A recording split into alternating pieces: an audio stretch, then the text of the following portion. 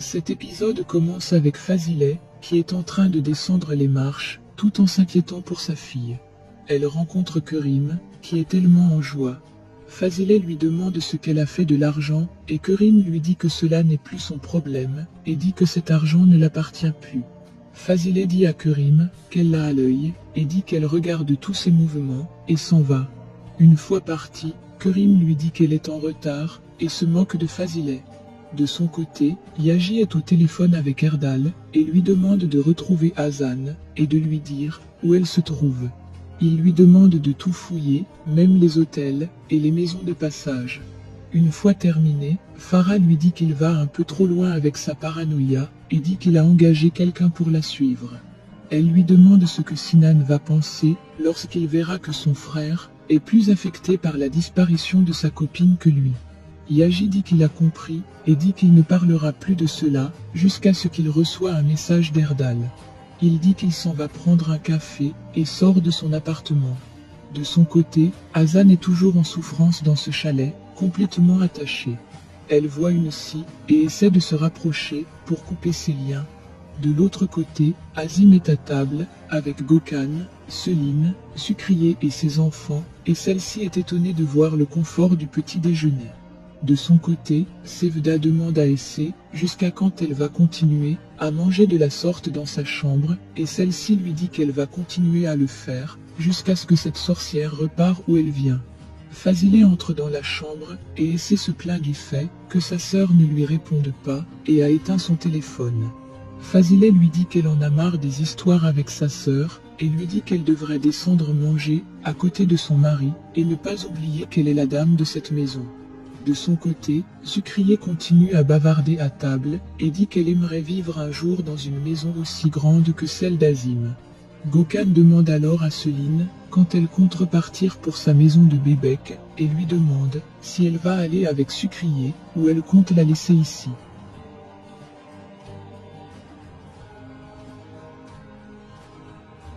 Selin lui dit qu'elle ne compte aller nulle part pour l'instant.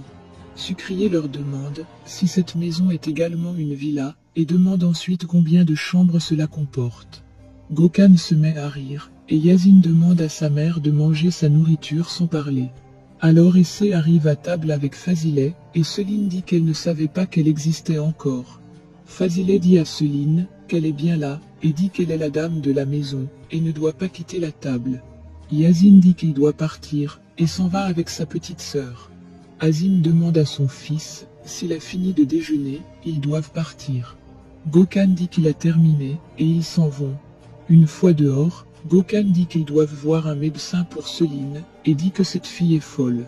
Azim lui dit qu'il sait où ils sont en train de partir, et dit que chacun s'occupe de ses propres problèmes. De son côté, Yasmine est en train de se préparer, et dit qu'elle est prête pour aller voir Gökhan. À l'entreprise, Nil demande à Sinan où se trouve Hazan, et il dit qu'elle n'est pas là. Puis, elle se met à parler d'Hazan, et Sinan lui demande de s'occuper de ce qui la regarde. Nil lui demande s'il a peur qu'elle puisse lui cracher la vérité au visage, et Sinan lui demande de faire attention. Alors, Yaji entre dans la salle, et lui demande ce qui se passe. Elle demande à Sinan de répondre, et celui-ci dit qu'il ne se passe rien, et dit qu'il discutait à propos du travail. De son côté, Fazileh se lève de table, et Selin lui demande si elle s'en va déjà. Elle dit oui, et dit qu'elle a des achats à faire pour son petit-fils. Elle dit ensuite qu'elles doivent acheter le lit, les chaussures, et plein d'autres fournitures.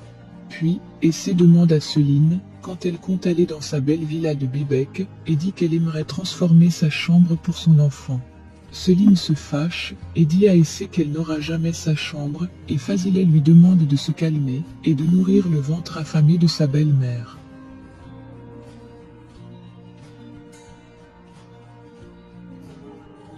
Une fois partie, Sucrier demande à Selin de se calmer, et celle-ci dit qu'elles savent vraiment où toucher pour qu'elle ait mal. Une fois dehors, Fazileh dit à sa fille qu'elle est toujours inquiète pour Hazan, qui ne donne aucun signe de vie. Essé lui demande de ne pas s'en faire, et dit qu'elle voulait juste un peu de vacances. Elle voit Kerim passer, et demande un instant à sa fille, et va discuter avec elle. Fazileh lui demande où elle va, et lui dit qu'elle n'a pas demandé la permission. Kerim lui dit qu'elle n'est pas revenue dans la maison comme servante, et lui dit qu'elle n'a pas à demander la permission pour sortir. Alors Kerim dit à Fazileh qu'elle doit partir, et dit qu'elle est déjà en retard. Fazileh lui dit qu'elle, et la personne qui est en train de l'aider, vont se retrouver dans la terre. Kerim s'en va en riant, et dit qu'elle verra bien, qui va se retrouver dans le sol, et s'en va. De son côté, Hazan est en train d'essayer de défaire ses liens, et est rattrapé par son kidnappeur.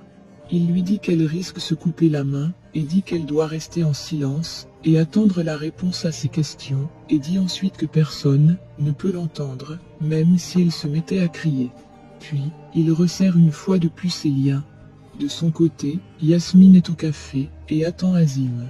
Celui-ci arrive, et lui demande de signer les papiers de divorce. Elle lui dit qu'elle ne va pas le faire, et Azim lui demande de regarder derrière elle. Yasmine voit son homme de main, et la police juste à côté de lui. Il lui dit qu'après son départ, Gökhan lui a raconté tout ce qu'elle lui a fait.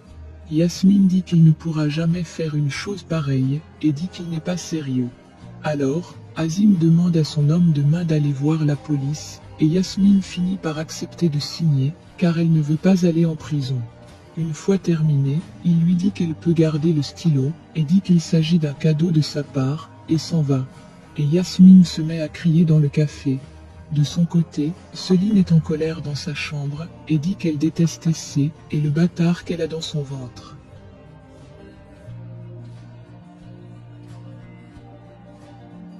Sucrier entre dans sa chambre, et lui dit qu'elle ne devrait pas s'en faire, et dit que le rachat n'est qu'un prétexte, et dit que quelque chose ne va pas bien avec cet enfant, et dit qu'elle est restée dans sa chambre plus de 2 jours. Céline lui dit que c'est la dernière fois qu'elle entre dans sa chambre sans toquer, et lui dit qu'elles ont un but à atteindre, et dit que c'est la raison pour laquelle elle est à la résidence. Sucrier lui dit qu'elles ont 2 buts à atteindre, et parle de Fazileh et de sa fille.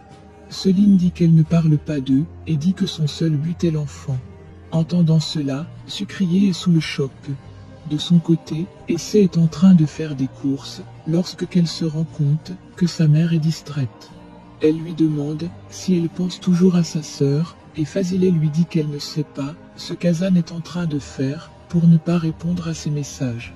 Essay lui dit qu'elle veut juste avoir un peu de vacances, et veut rester un peu seule.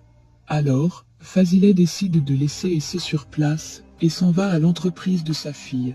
De son côté, Céline demande à Sucrier si elle se soucie du devenir de son petit-fils. Sucrier lui dit que cela n'est pas le cas, et dit qu'elle ne peut jamais aimer l'enfant qui sort du ventre de cette vipère. Elle dit à Céline qu'elle a déjà essayé de tuer cet enfant, et n'a pas pu, et dit qu'elle peut voir dans quelles conditions cela les a fourrés, et demande de laisser l'enfant tranquille à sa place.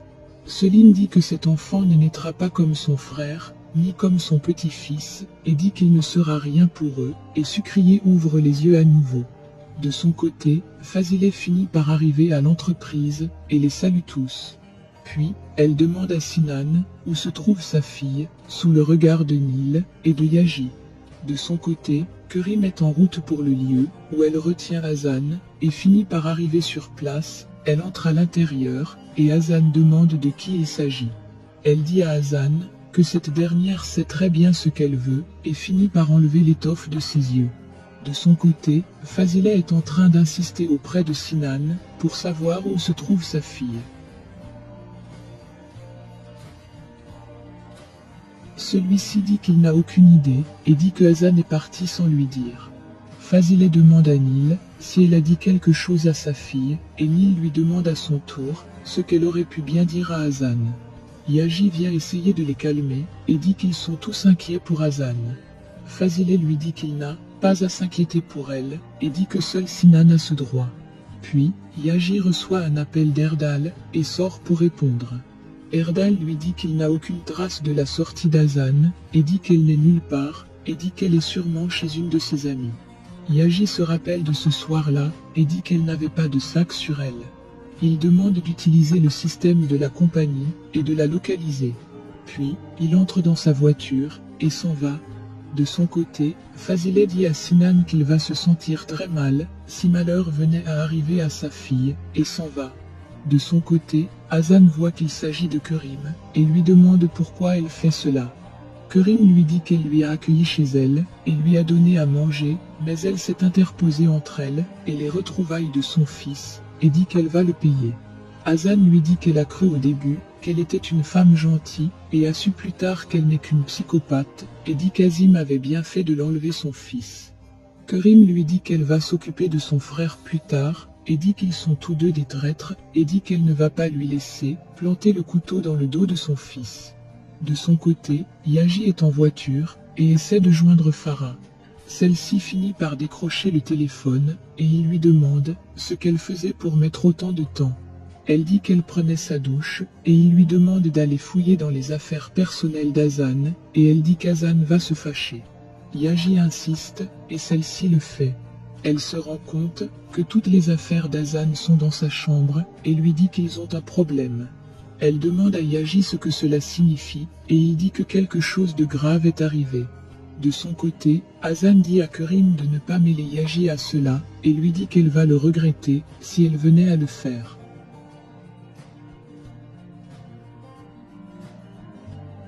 De son côté, Yaji reçoit les coordonnées de la localisation de Hazan de la part de Erdal et se met en route. De son côté, Gökhan reçoit les papiers du divorce et est content. Yasmine arrive au bureau et la sécurité l'empêche de passer. Elle se met à faire un énorme scandale, ce qui fait sortir Gökhan de son bureau. Une fois dehors, Yasmine lui dit qu'il a bien fait de venir et demande à discuter avec lui. Celui-ci refuse et demande à la sécurité de la jeter dehors. Elle dit qu'il ne peut pas lui faire cela sous le regard des employés qui assistent à la scène.